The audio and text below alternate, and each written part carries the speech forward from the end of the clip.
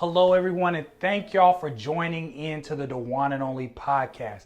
This episode 6, is going to be 2 special guests. My first guest, her name is Holly Rosser Miller. She is going to get into real estate. So we're going to get into buying a home, renting a home. What's the difference between the two? What's the benefit of the two? She's going to talk about the process of actually getting a house. You do not want to miss out on this segment. My second segment is my dear friend, Darrell Russell. He is the VP out at Armstrong Bank here in Muskogee, Oklahoma. We talk about getting a bank account. What's the benefits? How can having bad credit mess up getting a potential loan, or having bad credit can potentially give you a higher interest rate? You do not want to miss out on these 2 segments. I'm so excited, and thank y'all for watching. I am the Don Dada showstopper. Right now is the one and only, no other. Just pulled up, lifted, and persisted, ignoring my voice of reason. I've seen things that I'll never mention. I've seen people do more for attention. Here comes Mr. Know-It-All. I know so much, but I don't listen. Lord knows that I feel that pressure. God, please forgive me for stressing. Just pulled up, lifted, and persisted, ignoring my voice of reason. I've seen things that I'll never mention. I've seen people do more for attention. Here comes Mr. Know-It-All. I know so much, but I don't listen. Lord knows that I feel that pressure. God, please forgive me for stressing. Hello and welcome to another episode of the Duan and Only podcast. Today I have a sponsor guest here. She is from Allen, Texas. She has her bachelor's degree in journalism, and I adopted her as an Okie from Muskogee. Miss Holly Rosser Miller, how are you doing today? I'm good. How are you, Duan? I'm doing good. How you been through the whole pandemic and everything? I mean, exhausted. Is that the right word? Yes. Irritated, but then also fine because I have a pretty good life. But it's been a hard 9 months. But we're here. We're here. That's right. I'm here with you, so that's a good thing. Absolutely. So I just want to say thank you for being here. And then, of course, you are a sponsor. You're actually on the banner. I know. Where is my name? Here right I am. there, and right behind me. Yeah. Excellent. Somewhere around here. I love it. But I want to go ahead and get right into it. So what made you want to get into real estate? Well, so I've been in it almost 16 years. I had worked in television news, and then when we moved to Muskogee, I worked at the TV Guide channel for a while, and then at the Oklahoma Music Hall of Fame.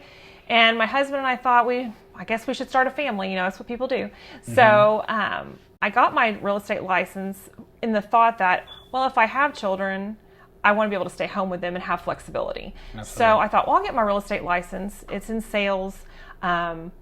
You get to kind of be nosy, look through people's houses, and I was a reporter, so a little bit nosy anyway. Yeah. And it just was a good fit. And I got my license, and then like 3 months later, our child was born. We adopted our daughter, Annie. So it just kind of all fell into place and worked out.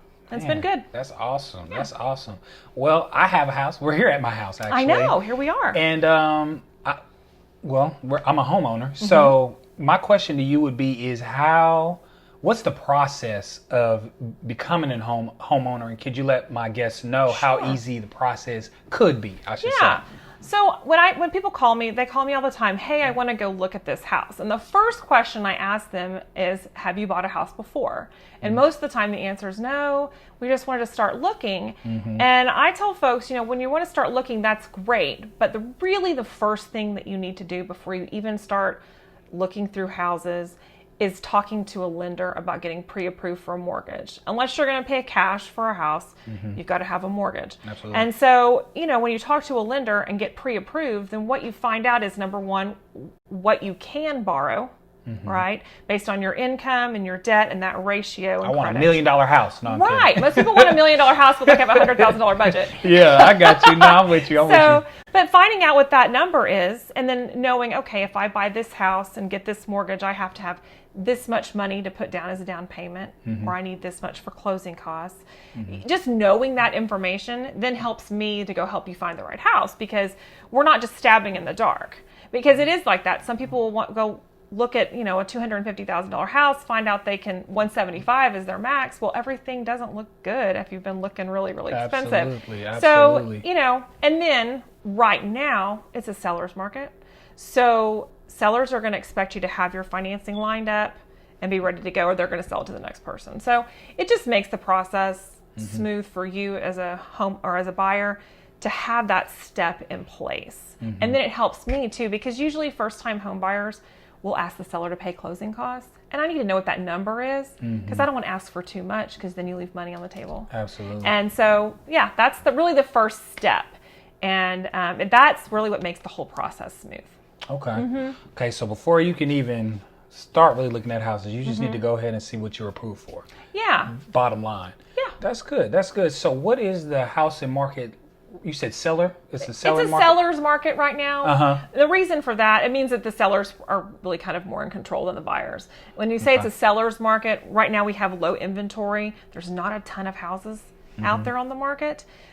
Usually I would see, when I go into work in the morning, on the hot sheet, we call it, all the new listings that came up. There might be 15 or 20 new ones. There's like 2 a day.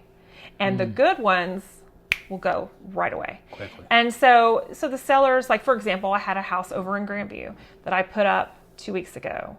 In 18 hours, I had 3 offers. Man. And that's because there wasn't a lot of inventory for them to pick from. So the good ones go quick. So that's when I say it's a seller's market. Sometimes when it's a buyer's market, you have a lot of inventory and fewer buyers and more sellers. So Absolutely. Yeah. Absolutely. Okay. Well, for some of the viewers and listeners today, some of them are renting houses. Is there a right time to rent a house? And then is there a right time to buy a house? What's the difference between the two? So renting, when you're renting a house, you're probably paying more for that house than you would if you owned it, because the mortgage is usually going to be less than rent. Because somebody else has a mortgage, you're paying their mortgage and they're also making money. So there is a right time to rent and there's a right time to buy. A right time to rent would be, are you going to be in this place for just a couple of months or a year? That might not be the right time to buy. It may just be the right time to rent. Or if your credit isn't where you quite need it to be to buy a house, it's okay to rent and get that ready to go. Spend the next, several months preparing yourself to buy a house. It just depends on people's circumstances. Muskogee has a very hot rental market as well. I probably get 10 calls a week of people looking for houses to rent. And I only deal in sales, but I try to, lead them in the right direction. But Absolutely. yeah, it just depends on your life situation and circumstance. But if you're going to be somewhere for a while, it makes sense most of the time to buy, because you're going to have to pay to live somewhere, right? You might as well pay yourself. And every house I've ever bought, knock on wood, has been a good investment for me. Since 2000, I've bought and sold myself 6 houses. I got to quit moving. You got to stop. But then you call me and then, I'm with you. I know. But it's always been a good investment. Even the one that I only lived in for a year and I sold it for the same amount as I bought it for, my rent was way lower. I had to pay $200 or $300 more in rent than I would have on my mortgage. So, Got you. Okay. Yeah. So my next question would be is credit. We didn't really dig into that on the lending side. How great or how good does your credit have to be in order to purchase a home? So it changes a little bit here and there. Like right after the pandemic started, they tightened it a little bit. I think it needed to be somewhere around 675 or 80 to get a good loan. I mean, there's all kinds of loans, but to get a loan that I would say like a fixed rate FHA mortgage, 30-year fixed, was I think around 680, but I always tell people talk to a lender because that changes. It moves up and down all the time. So it doesn't have to be perfect. If it's really low, then you really do need to work on getting it up to where the lenders can get you a better product, because otherwise you're going to pay more for that mortgage and the terms aren't going to be as good. And so, there's all kinds of mortgages out there. You'll hear about fixed rate mortgages, adjustable rate mortgages. Really, for my first-time home buyers, and I would suggest them a 30-year fixed, because that rate doesn't change for 30 years. The payment on the principal and interest never changes. That's what adjustable rate's a different beast. It moves with prime and what the market's doing, and that is a product for someone, but not I wouldn't suggest it for a homeowner myself. Absolutely. That's what got us in a lot of trouble during that housing crisis in 2008. Yes. Okay. Yeah. So we didn't have as much of that around here, but like on the coast where those markets just cratered, they had some weird products that they were selling. Okay. So, yeah. So you talked about first-time homeowners. Are there any programs for them? I think I have a FHA loan as well myself.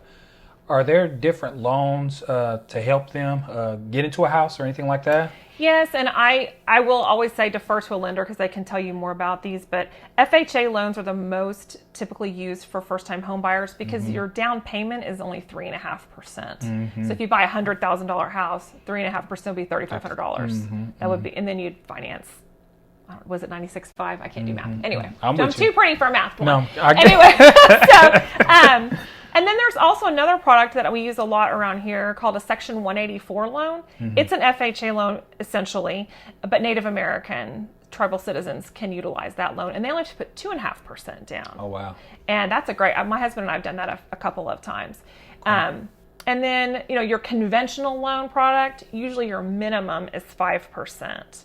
Typically, conventional loans are 20% down, and people who are older or who have accumulated more cash or have maybe buying their second or third home might do that. There's no mortgage insurance when you put 20% down. Absolutely. So have a little bit higher payment on those FHAs because you have put less down. You have a little bit of a mortgage insurance payment every month. So most first-time home buyers use those FHA or 184 loans around here, or a rural development loan. Those are 100%. If you're in Muskogee city limits, we're too big, our population's too large, but in the county and basically any other little town around here, Fort Gibson, Haskell, Oktaha, you can get an RD loan, and that's 100%. So you can walk in without really having to pay anything. And there are some bond money programs that first-time homeowners can utilize if the bond money is available right now. I believe there has been. I've had a couple of clients use that, and that's dependent on income as well. Okay. And really, your lender can tell you more about that. But okay, yeah, there's some ways to get into a house. You may have to save a little bit and have a little bit of a down payment, but like on that $100,000 loan, let's say someone's going to get. If they can come up with the $3,500, we usually can work it out where the seller can pay the other closing costs. Absolutely. And get them to do that. So you're really only having to come with that down payment. So okay. Yeah. Okay. My next question would be is how can people get a hold of you in social media, however you would like to get a website, anything like that? Well, you can call me on my cell phone. I have, I've got a Holly Rosser Miller, realtor page on Facebook. You'll see me with my dog. It's very professional. And you can catch me on there. You can call me on my cell, which you want me to tell them what that is? Or, you can tell them. Go ahead and tell them. It's 918-348-9848. And if you Google me, you'll probably find that on there. Okay. I'm at Interstate Properties, which we're right downtown between the Civic Center and the police station. Okay. As our office. But yeah, just call me and I can kind of walk you through the process. Absolutely. Yeah. And what areas do you cover? I know you cover Muskogee, but the surrounding areas from Muskogee as well? Yeah, all of really this whole area, Fort Gibson, all out into Warner. I mostly stay right in Muskogee County. Okay. But I have, I sell houses in Tulsa when the opportunity arises. Broken Arrow, Tulsa, Coweta. The farthest away I've sold was in Blanchard, Oklahoma. A friend of mine said, I'm moving. It's out near Oklahoma City. Okay. He said, I'm moving out to Blanchard. Do you want to help me find a house? And I was like, sure. I'm licensed all over the state. Yeah, absolutely. It's a little bit harder because I'm not on their MLS system, but we got to figure it out. So that's good. But mostly just around, in the area. Okay. Well, I guess my last question I have for you is when I go out of town or, on family vacation, whatever the case may be, we usually now do Airbnb. Yeah. I feel like that is the next big thing. Well, right now it is the next big thing. But for some of my investors that are listening in right now, are there programs for them to be able to buy houses just to be able to either rent them out or do an Airbnb or anything like that? I think for that, I haven't had a client buy a house to do an Airbnb yet, but I would think it's just investment property. So you're probably looking at a conventional loan. Most likely, if it goes secondary market, which means they'll sell it, they'll originate the loan there and then sell it to somebody. But it'd have to be a second home. It won't be like an FHA loan. It'll have to be a conventional and you'll have to put some cash into it. Some of the banks here will do an in-house loan. And, that's considered commercial, I think, because you're not living in it. Gotcha. Same as if you bought a lake house. If someone went and bought a lake house, it's not their home that they live in all the time. So they don't get the same type of loan rates and programs that if you were buying a home to occupy. So there are, but it's out there. I've got investors who buy houses to flip all the time or buy rent houses, and that's really the same thing. An Airbnb, you're basically buying a rent house. It's just how you rent it out is different. Yeah, okay. So most of my clients that do that are using in-house bank loans. Okay. Or they'll buy it, and then I guess some of them might be a secondary market loan, but they're doing the 20% down minimum. Okay. Mm-hmm. Well, I know I said this was the last question, no, but I have one more. I have one more question. Sure. It's off subject. So you mentioned earlier about your dog. Yes. Okay. You usually host the Schnitzel Stampede? The Schnitzel Stampede. Okay. Yes. Can you just talk about it just for a small, for a few minutes? Well, you've asked me about my weenie dog. And so now I'm going to, it's going to be an hour. Okay. So, because I love them so much. Okay. Yeah. Okay. So, no, the Schnitzel Stampede was canceled or postponed this year due to COVID, like so many wonderful things are. But basically, it's a weenie dog stampede at the Bark Park. Okay. What happened was my friend Vicki Greer and I, Vicki Berner, were sitting in a meeting and someone was talking and talking and talking. And we were just whispering because we were misbehaving. And I said, you know what this town needs, Vicki? This town needs a weenie dog stampede. Are you in? And she said, of course, because she's also a weenie dog person. And so we started it mostly because I thought, how fun would it be to see how many wiener dogs we could get to run around the Bark Park? But that's just kind of weird, so we turned it into a fundraiser. Okay. So we're not creepy. Okay. But we've had it for 3 years running, and it would have been the Sunday before Halloween, so it would have been today, actually. Now that makes me sad. Sorry. But so last year I think we raised like $5,000 with that silly little... That's awesome. A little fundraiser, and had, probably 150 dogs in the park. And 150, time out. I know. 150 weenie dogs? Yes. There were a few other dogs there because we let all dogs come. Okay. But the weenie dogs are in the one dog park because we want to see how many will fit in there. And we have contests and races, and it's so stupid. It is the best day. Yeah. I'm going to have to, next year. You're going to, maybe you could be a sponsor of the weenie dog races. We can make that happen. Yes. We're going to make that happen. It's going to happen. I have a dog, but she's not a weenie dog. You can still bring her. You can still bring her. She might try to steal the shine out there. They try, but... there's so many little sausages running around. It's ridiculous. It's ridiculous, but it's fun. And I got you. Yeah. I got you. Well, this was quick, but I'm just glad you're here today.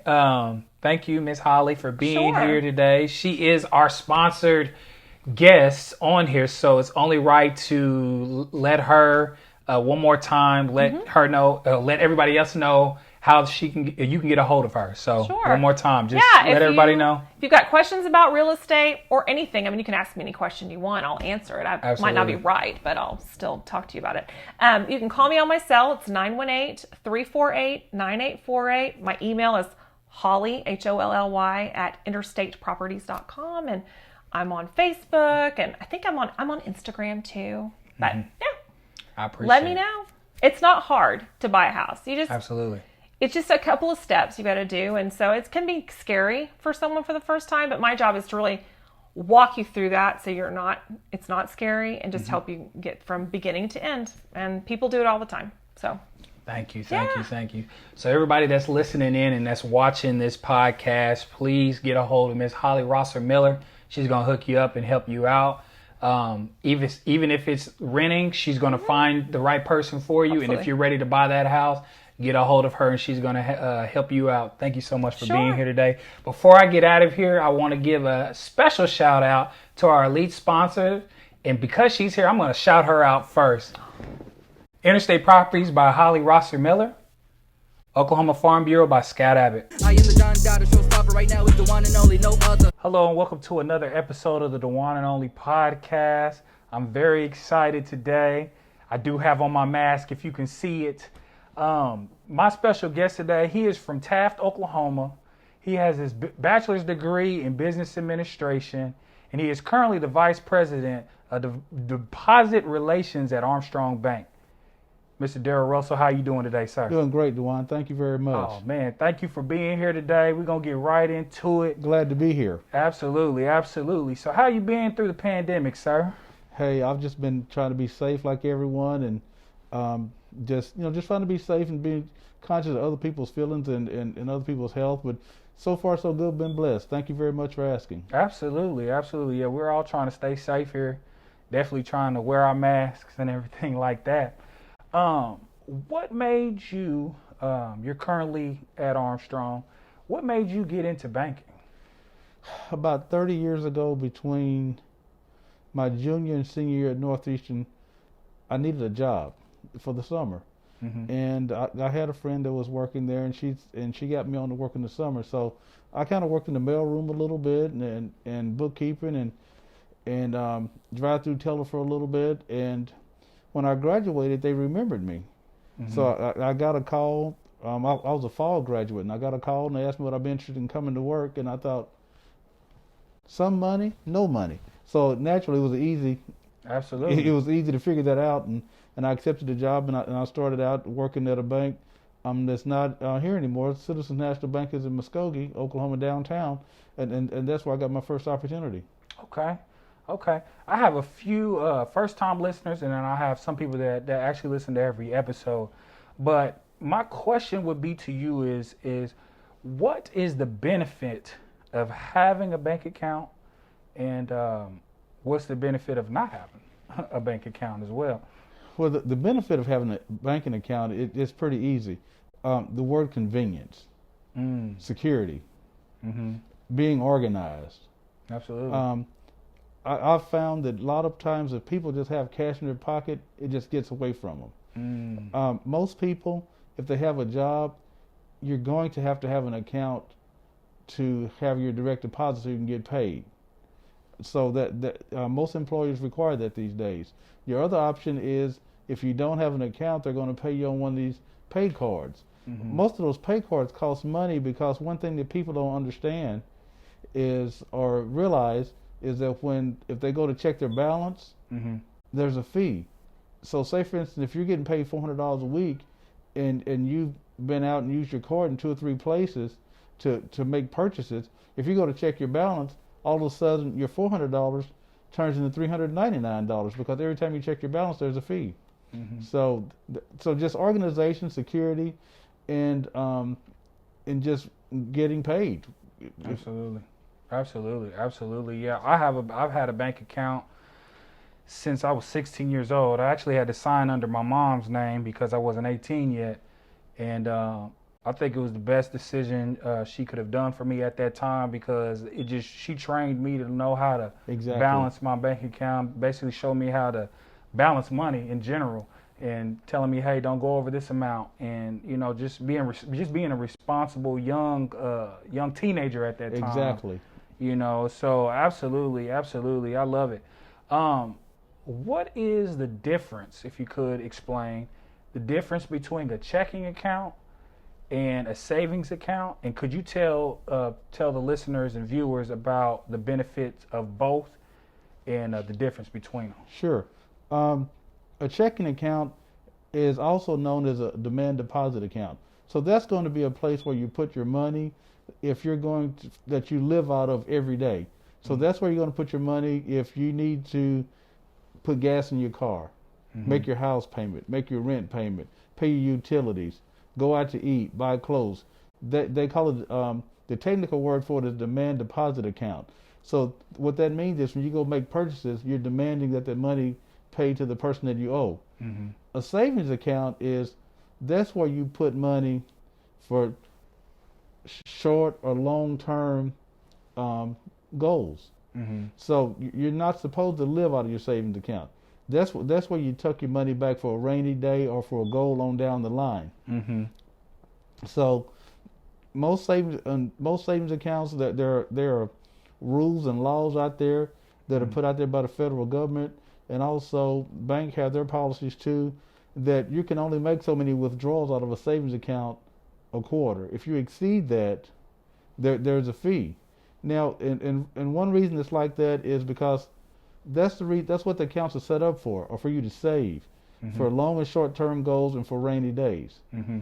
And so that's the reason that you should have a checking account for your day-to-day operations, and if you have excess money, put it in your savings account for long-term goals, because we all know that if we have a house, sooner or later the hot water tank's going to go out. Absolutely. If we got a car, sooner or later you're going to have to get some work done or buy some tires or something like that. If you have children, sooner or later they're going to come to you and that you're going to need to buy some braces for your teeth or something like that. Absolutely. So that's what the savings account is for you to save for long or short-term goals. And the checking account, which is also known as the demand deposit account, that's for you to live out of every day for your everyday expenses. Absolutely, absolutely. On top of that, credit. At a bank account, you can usually get a credit card too, correct? Could you explain what credit is? And the reason why I say that is, when I was in high school, this is almost 10 years ago, we really didn't go into depth on how bad credit can be so quickly if you don't manage your credit right. And to quite frankly, to be honest, they didn't even really tell us what credit was. So could you tell us what credit is? And yes, I'd love to. During non-COVID situations, I usually go around to 2 or 3 local high schools and I visit with the seniors about credit, and that's really important to me for two reasons. It's important for young people to understand that. Also, what I'm doing is also prepping better customers for me when they get to me, and their credit won't be in bad shape. Credit is basically your record of how you handle your business. That is what credit is. And I tell young people all the time, I usually put it in kind of a form of a story, and I'll ask them, say, how many people have a car? And most of the young people raise their hand and say they have a car. And I say, what year is that car? They say, well, it's a 2011 Nissan or 2013 model Toyota that my dad gave, my mom gave me. And I said, okay, let's think about this then. I said, how would you like driving that car 7 years from now? And they'll think, oh, the car's already 7 years old, and I'm going to drive it 7 more years or 10 more years? That car will be 14 years old. I said, that's what bad credit will do for you. If you go out there and get yourself a $1,000 credit card at JCPenney or something like that, or Best Buy or something like that, and you don't pay your bills, and they have to write it off, that goes on your credit history. And usually it's about 7 years before you can work your way out of that. So that's how something that simple can get away from you and give you a hard way to go for way down the line. Also, what good credit will do for you too, there's a difference, because if you got good credit, that means you're always going to get the best terms when you go in to borrow money. So if you're going in to borrow a car, $15,000, $16,000, $17,000, most car dealers can look around and they'll find somebody to loan you the money. But are you going to borrow the money at 10 or 12 or 14%? Or are you going to borrow the money at 1.5 or up to 3%? It's a big difference in your payment. Oh, absolutely. A good rule of thumb is, that a good rule of thumb is if that credit is bad, the bankers always say, you're going to get the rate that you earn. So if you've got bad credit, that means that you've earned that 14 or 15% interest rate. And in turn, what that's going to make is your payment be much higher. Absolutely. That makes sense. Have good credit. Having good credit is you can start early. A lot of people don't know that we are also debit scoring people when they come in to open a new checking or savings account. New customers, we debit score them, and what that does, that means that we're actually verifying your checking account history somewhere else. So if you've had a bad account, say for instance at Bank of America, and you come to me, when I put your information in the computer, I'm going to know in about 5 minutes that if you've had a bad relationship with Bank of America. Okay. Does that tie into credit? Because that was going to be my next question. If having bad credit, can that deny access to a bank account, to be able to get a bank account? Okay. All of it ties in together, and there's a matrix that's used, and we don't have time to get in it to get too technical, but it just keeps building and building and building, and it's almost like packing a load of bricks on your back. 2 or 3 bricks not going to bother you. You put about 50 on your back, that's going to be pretty heavy, and you're going to break down. So it gets to a point, you may have like one bad deal or something, or you may have a medical deal, and the matrix may disregard that. But if you're out there with like 5 or 6 bad deals, you're going to get denied. Absolutely. And and the first thing you have to do is, if you've got those bad, if you have those bad records out there, you're going to need to go back to that first bank and get that straight. Okay. Yeah, I mean, so that's, and that's one thing, I always encourage young people to take care of your business on the front end, and you won't have to be burdened down with all that on the back end. Absolutely. No, that makes sense. Absolutely. Get your credit in order, and everything should definitely fall into place. I started my 401k when I was 23 years old. Could you tell everybody what a 401k is, and also when is the earliest they can start working on putting money into their 401k? If you're working at if you have a job and there is a 401k at that job, I would encourage everybody, as soon as they're eligible, to participate in a 401k at your job, to do that. Because in most instances, most employers will match up to a certain percentage, and the standard is usually 5%. So if you're not saving at least up to 5%, that means you're leaving 10% on the table. Okay. And one thing we've just figured out just about how to do everything here on this earth, but man hadn't figured out how to go back and get time. Absolutely. So I would encourage you, if you're working on a job and there's a 401k available, I would encourage you to participate in that as soon as possible. Absolutely. And if you start doing it early, you'll get yourself trained, and you won't even miss those funds. Absolutely. So basically what you're saying is if you're an employer of some sort of any institution or whatever, and they offer the 401k, just go ahead. You're not going to miss that money anyway. You're not even going to see it really go anywhere. You aren't going to miss it. Okay. That's what I was thinking. So that's definitely some helpful information for my listeners out there. Duan, I just want to hit on one more thing too. No, go ahead. Those funds, if you're working somewhere, those funds are pre-taxed. Okay. So what that means is you're going to get more in your 401k than you're doing it after tax. Because the job is saving it for you pre-taxed. Okay, absolutely. I have a lot of young entrepreneurs that watch this show as well. Could you explain, as minimal as possible, I know we're running on time, but what's the process of getting a business loan? Okay. What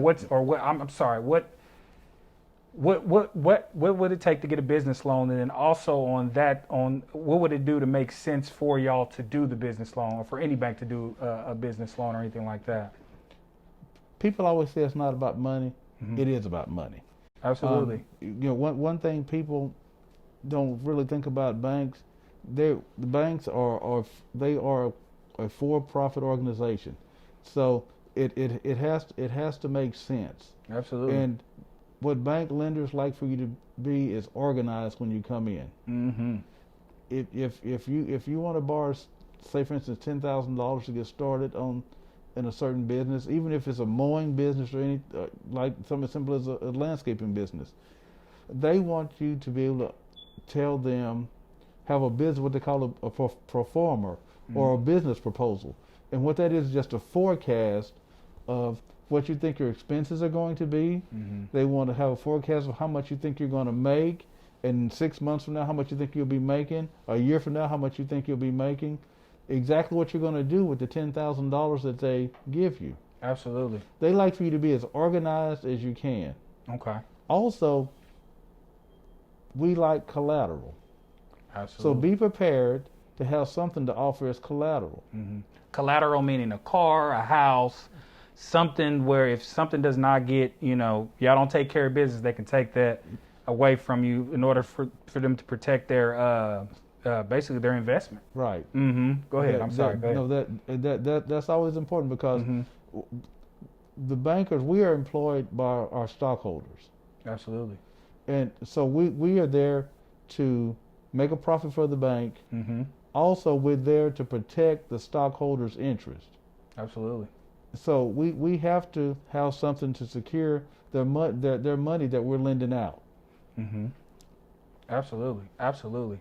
So basically, you have to come in with a plan and not just, hey, I got a great idea. No, no, no, no, no. We need, it in writing, preferably typed up. What your business plan in? What's it going to run within the next? Would it be 10 to 20 years? Be fair enough to say, and come with it and just see exactly what they can and cannot offer you in a nutshell, right? Right, and in these days of the computer and internet, going out there finding an example of a business proposal. Oh, it should be easy. It's not as difficult as it used to be. Sometimes they call it a pro forma, but a pro forma is just a business proposal. Absolutely. So I would encourage you to be as organized as you can be. And you're exactly right. Don't come in and just say, I had a good idea. Yeah, you'd be surprised how many people come up to me and it's, I got a good idea. The one you think? I'm like, well, write it up, man. Let me look at it. Let me think about it and things like that. So I can only imagine what y'all get when people come in with a business proposal. Okay, switching gears. So you are on the board for Muskogee ICTC. I want to say personally that I am all for technical schools. I did go to college and I do have an associate's in science from Connors, but knowing what I know now, I definitely wish I would have taken the technical route or the trade route first. With you being on the board, could you explain the benefits of going to a trade school? I'll be glad to. That's something near and dear to my heart. I've been serving on the school board for the last 9 years, and I would encourage first young people to visit with as many people as you can. Have an idea of what you want to do. Have an idea of what your passion is. I'm not saying don't go to college. Absolutely. No, we're not saying that at all. But what I'm advocating is don't go to college just because everyone else is going to college. If you're really interested in electricity, if you're really interested in heating and welding, if you're one of these hand-eye coordination guys and you can always been able to fix stuff, you probably need to look at going into career tech. Career tech is a great thing. It's a great return on your investment. And if you're the guy that always says, I don't know why I have to be sitting here in humanities class, guess what? If you're studying to be an electrician, you don't have to go to humanities class. You're only studying what you're going there for. Absolutely. I would encourage all the juniors and seniors. If you're in high school right now and you're watching this, get with your counselor. Get them to let you to go out there and set up a chance to go out there and visit. They have tours all the time. It's a little more easy to get in and out on tours in non-COVID situations. Absolutely. I'm trusting God's going to bless us and we'll be out of this soon so we can move around more freely. But you can still get with your counselor, please, because when you're in high school, guess what? You can go for free. Absolutely. Absolutely. And you can get that electrician's license. You can get that welder's certificate. You can get that heating and air certificate, and you can go to work. Those guys make very good incomes for themselves and their families. Absolutely. Yes, sir. Yes, sir. And like I said, if you haven't been to career tech, and the moms and dads that are listening to this, if you haven't been exposed to career tech in the last 15 or 20 years, it's not what you remember. We have surgery tech out there. We have everything out there. Absolutely. IT, and it's a great avenue. And and I can't emphasize enough, you owe it to yourself just to go out there and visit. And if there's something out there that you like or you're interested in, give it a try. Absolutely. Yes, sir. And so that ties into my last and final question. With this pandemic going on, having a trade is so essential right now. My question to you would be is, for the people that are not in high school and do not have the resources to afford technical school, do you guys offer any special programs for them? I'm glad you asked that also. Because if you did miss the boat while you were in high school, just like in college, there are grants and loans available. Okay. They operate the same way. We've got counselors out there. We've got bursars out there. They will help you apply for the grants, appropriate grants and loans, and get in school. And if you're out there trying to get that restart on your career and everything, it's a great investment. Absolutely. So all of my listeners today, thank y'all for listening to the One and Only podcast. if you guys have any questions about setting up a bank account, getting a savings account, even setting up a college fund for your kids, 401k, please go down to Armstrong Bank off of Ocmulgee Street, kind of headed towards downtown, and go ask to see Darrell Russell. Also, if you're thinking about getting into trade school, becoming a welder, a plumber, a beautician, anything of that nature, you can go down to ICTC, set up an appointment, and get a tour. And it may be something that can honestly change your life and change your family's life. Thank you, Mr. Russell, for being here today. Duan, I appreciate it, Oh, man. absolutely, absolutely. Before we get out of here today, I'd like to give a special shout out to my elite sponsors, Oklahoma Farm Bureau, Scott Abbott, and Interstate Properties by Holly Rosser Miller. Thank you and have a great day. I am the Don Dada showstopper, right now is the one and only, no other. Just pulled up, lifted, and persisted, ignoring my voice of reason. I've seen things that I'll never mention. I've seen people do more for attention. Here comes Mr. Know-It-All. I know so much, but I don't listen. Lord knows that I feel that pressure. God, please forgive me for stressing. Just pulled up, lifted, and persisted, ignoring my voice of reason. I've seen things that I'll never mention. I've seen people do more for attention. Here comes Mr. Know-It-All. I know so much, but I don't listen. Lord knows that I feel that pressure. God, please forgive me for stressing.